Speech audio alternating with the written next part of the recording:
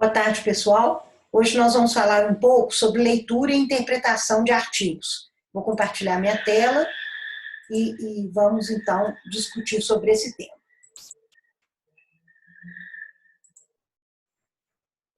Bem, a primeira coisa em relação a um artigo, né, é a gente saber o interesse que a gente tem por ele, do que ele se trata, enfim, buscar artigos que nos informem alguma coisa.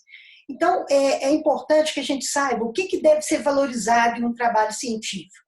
Então, acho que tem 3 pontos que são chave, que são fundamentais. O primeiro deles é a relevância, quer dizer, se aquele assunto é importante para a ciência, para a medicina, para a área de conhecimento, se ele tem justificativa de ser feito, se ele traz coisas que têm importância para ou o cuidado dos pacientes, ou o diagnóstico, ou o tratamento de alguma doença, ou mesmo o entendimento fisiopatológico dessa doença. Então, a relevância é um ponto muito importante. A outra coisa que sempre a gente tem que prestar atenção é se a metodologia foi adequada, quer dizer, se o método usado, de fato, responde os objetivos do autor do artigo. Se esse método foi bem escolhido, foi aplicado de uma forma correta, foi descrito de uma forma correta, isso vai ser muito importante para a gente valorizar aquele artigo científico. E outro aspecto fundamental é a originalidade. Quer dizer, se aquele estudo traz algo novo, algo inovador, algo que agrega ao campo de conhecimento ao qual ele se vincula. Então, esses 3 aspectos a gente sempre deve avaliar no artigo e, obviamente, valorizá-los. Se o artigo cumprir com esses 3 aspectos, quer dizer, um artigo que é relevante, é original e usa um método adequado, esse artigo realmente vai ter uma boa qualidade e vai merecer uma leitura atenciosa, uma leitura cuidadosa. Bom, então, para a gente começar a ler o artigo, né, a primeira coisa que a gente vai olhar é o título.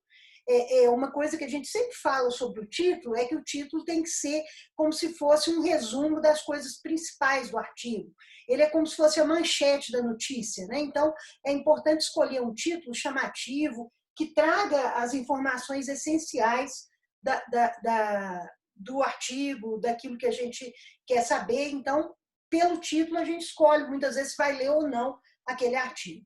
Claro que outras coisas são importantes, né, como quando foi publicado o artigo, se é uma coisa nova ou não, em qual revista, se é uma revista considerada boa, tradicional para aquela área, de onde vêm esses autores, de qual instituição, se são autores consagrados, conhecidos, né? Então isso tudo vai ser importante para a gente poder julgar esse artigo, pensar sobre a leitura ou não desse artigo.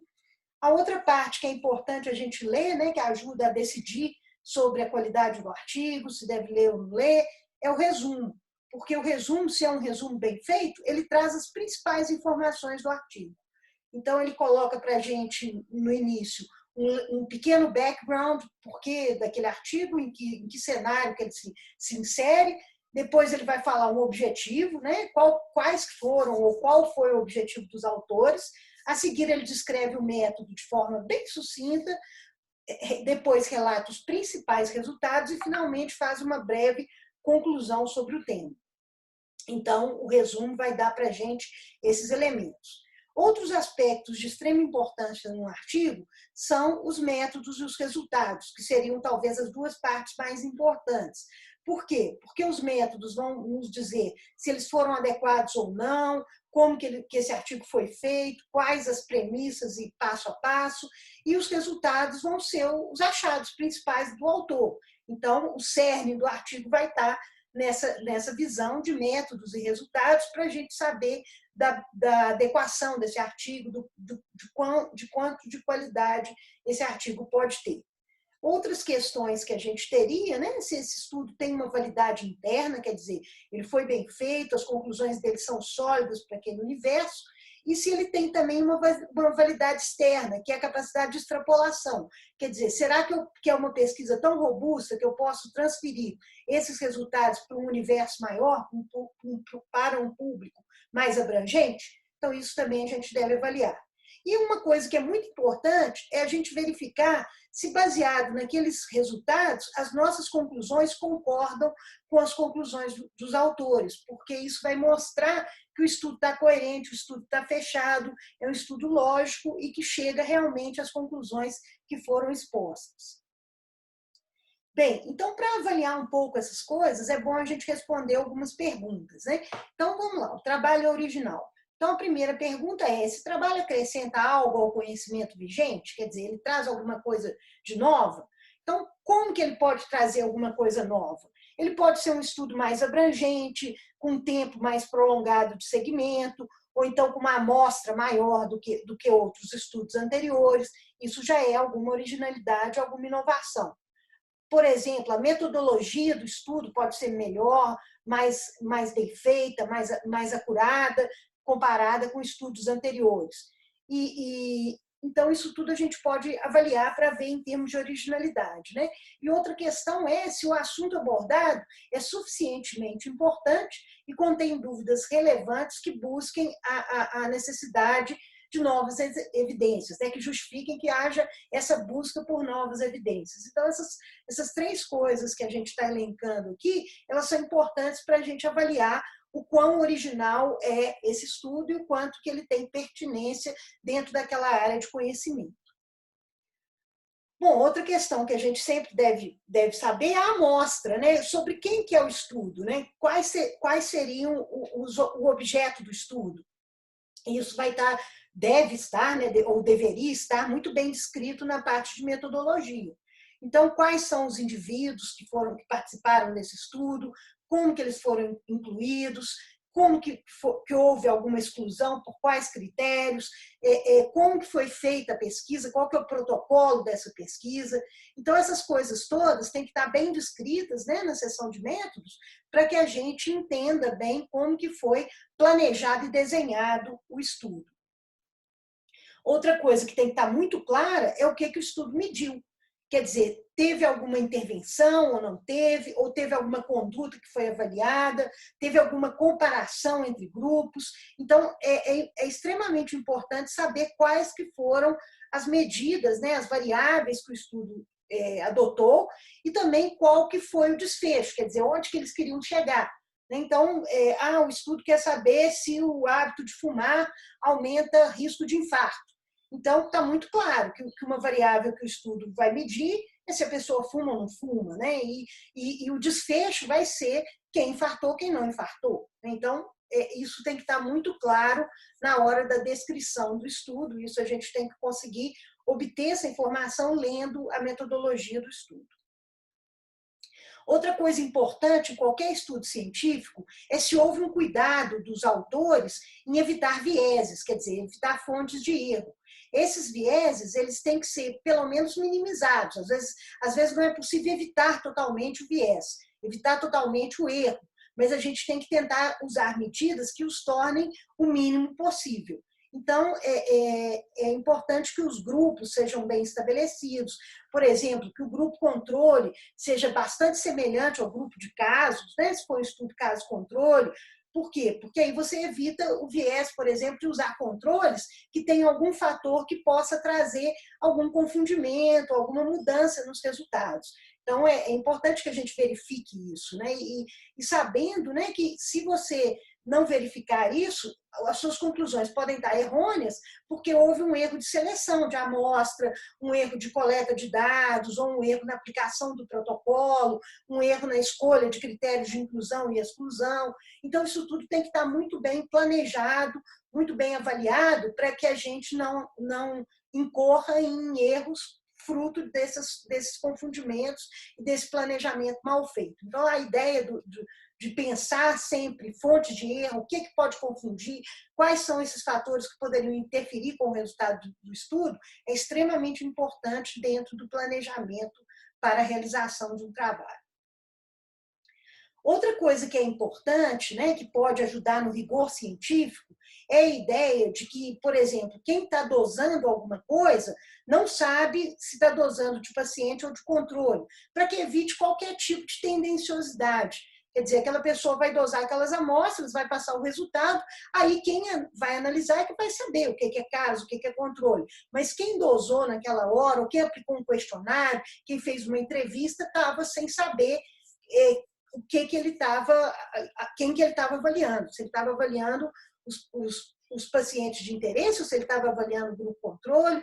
Então, isso é interessante porque evita alguns vieses, né? E pode tornar o estudo mais rigoroso. Isso se torna extremamente importante quando a gente está testando um medicamento, né? Então, quando a gente está testando um novo medicamento, a forma ideal de fazer isso é você fazer com que os pacientes não saibam se eles estão recebendo o medicamento A ou B, ou então um medicamento A e o que a gente chama de placebo, que é simplesmente o diluente do remédio, não tem remédio nenhum naquilo, e o paciente não sabe, e o médico também não sabe o que ele está dando. Só tem um farmacêutico responsável que tem como se fosse o segredo, né? Como se fosse a lista de que pacientes foram sorteados para receber o remédio e quais pacientes foram sorteados para receber placebo, ou quais pacientes foram sorteados para receber o remédio A e quais pacientes foram para receber o remédio B. Então, isso é extremamente importante, porque dá maior rigor científico ao estudo. E aí, se forem detectadas diferenças entre os grupos, essas diferenças vão ser mais sólidas, vão ter um grau de evidência maior. Então, é importante esse critério, né, que a gente chama de mascaramento. Né? Tem o termo duplo mascaramento, que nem o paciente sabe o que está recebendo, nem o médico sabe o que está fornecendo. Somente uma pessoa externa àquele processo é que vai saber o que está sendo feito.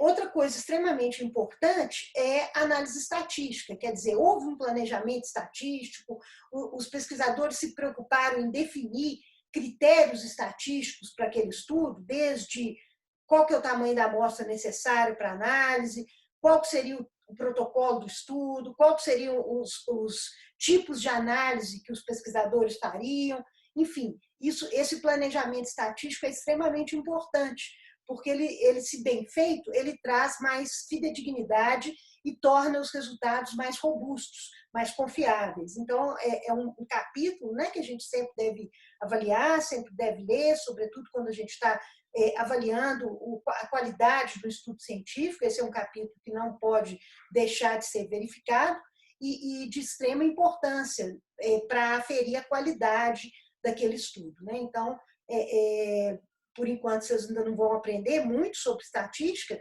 mas a ideia é que na disciplina do quarto período, né, que é a Iniciação à Pesquisa Científica 2, alguns conceitos de estatística e epidemiologia sejam aprofundados e estudados.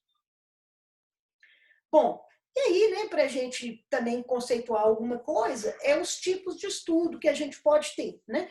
Então, a gente pode ter um estudo que a gente chama um estudo estático ou transversal, que nesse tipo de estudo, que é um estudo mais simples de fazer, os indivíduos são avaliados em um único momento, como se fosse uma fotografia. Né? Então, eu poderia falar assim, vamos avaliar aqui na turma 159A qual que é a glicemia capilar dos alunos. Aí, pegaria um glicosímetro e dosaria a glicemia capilar agora, todo mundo veria como é que está. Então, você faz uma avaliação num único momento. Vamos avaliar aqui na turma 159A qual que é o nível de estresse. Aí a gente colheria uma amostra de sangue de todo mundo, dosaria, por exemplo, cortisol, e veria se tem uma alteração, enfim. Então, isso é um estudo estático. Né? O estudo dinâmico, ele vai avaliar as coisas mais de uma vez e ao longo do tempo.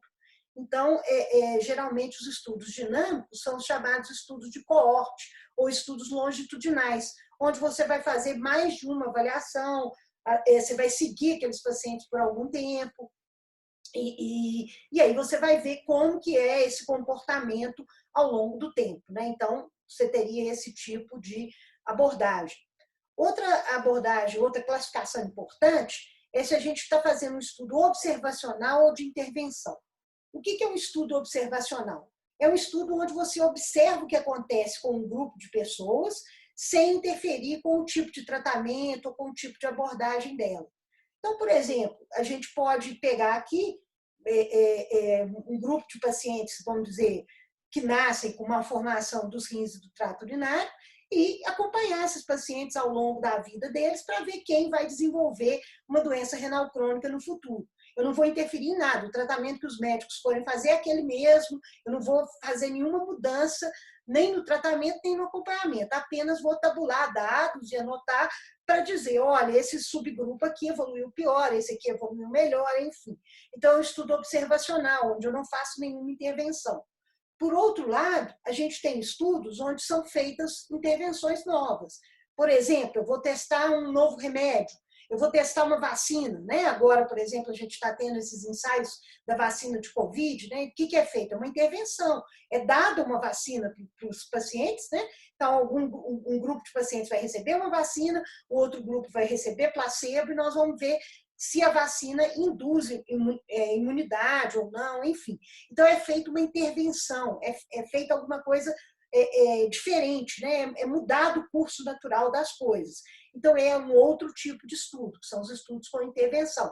Aí nós vamos ter os ensaios clínicos, onde a gente testa novo remédio, nova vacina, pode ser também o teste de uma nova cirurgia, pode ser um novo exame diagnóstico. Então, está sendo feita alguma intervenção dentro daquele cenário, que seria o cenário usual do paciente, né? Então, essa seria uma classificação geral de estudos que a gente vai usar na hora de ler, interpretar os artigos. Bom, outras coisas que a gente pode falar sobre essa classificação de estudos é se o estudo ele é retrospectivo, quer dizer, ele olha o passado do paciente. Então, por exemplo, a gente pode pegar um grupo de pacientes com câncer de mama, né? Uns pacientes com câncer de mama, aí nós vamos estudar os prontuários do passado para ver se houve algum fator de risco, alguma coisa que levou ao desenvolvimento daquele câncer de mama. Então, isso é um estudo retrospectivo. Por outro lado, eu posso pegar um grupo de mulheres saudáveis, jovens, e acompanhá-las para ver quais delas desenvolverão ou não câncer de mama, para tentar estabelecer fatores de risco. Então, aí já seria um estudo que prospectivo, de hoje em diante. A gente pode ter um estudo com grupo controle, que seria um estudo controlado, ou um estudo sem grupo controle, onde a gente apenas descreve uma série de casos, alguma coisa desse tipo. Os tipos de grupo controle podem variar. A gente pode ter um grupo controle que são pessoas saudáveis, comparadas com pessoas doentes, ou pode ter um grupo controle que são pessoas com outro tipo de doença, comparadas com aquela doença de interesse. Então, o tipo de grupo controle pode variar, vai depender dos objetivos do estudo. Tem estudo que pode ter mais de um grupo controle. Você pode ter um controle saudável, um controle com uma doença X e outro controle com uma doença Y, porque a doença X e a doença Y podem ter algum grau de confundimento. Então, a gente pode ter diferentes tipos de grupo controle. Em relação ao estudo ser cego, né, eu comentei já que é o paciente não saber o que está recebendo, o médico não saber o que está dando. Então, isso é um tipo de coisa que pode ser usada para aumentar o rigor científico nos estudos com intervenção, né, nos estudos do tipo clinical trials, né, onde eu estou testando um novo medicamento, uma nova vacina. E pode ter também um estudo aberto, onde se sabe o que está sendo dado ou recebido. Muitas vezes os estudos abertos são situações em que você não consegue fazer com que o procedimento não seja evidente. Né? Por exemplo, você vai comparar uma técnica cirúrgica X com a técnica cirúrgica Y. O cirurgião vai operar, ele sabe a técnica que ele está usando. Então, não tem jeito de tornar isso de uma forma, vamos dizer assim, mascarada, cega, porque não tem como. Então, é um estudo aberto, mas ele é justificável pelo tipo de estudo. A gente pode ter um estudo que é de uma instituição única, feito num centro único, ou chamados estudos de base populacional, que em geral são estudos multicêntricos, com vários centros envolvidos, cujos resultados teriam uma representatividade maior, porque você teria um tamanho amostral bastante grande e uma diversidade populacional maior. Né? Então, ele poderia ter o que a gente chama de uma maior validade externa, ou seja, os resultados de um estudo populacional poderiam ser extrapolados para a população toda, não apenas para aquele pequeno grupinho que um estudo, por exemplo, de centro único ou institucional faria e poderia. Né? Então, seriam essas esses os tipos diferentes de estudos que a gente vai conseguir detectar lendo e interpretando os artigos científicos. Bom, gente, então era isso. Eu agradeço a atenção de todos. Espero que a aula tenha sido clara e até uma próxima oportunidade.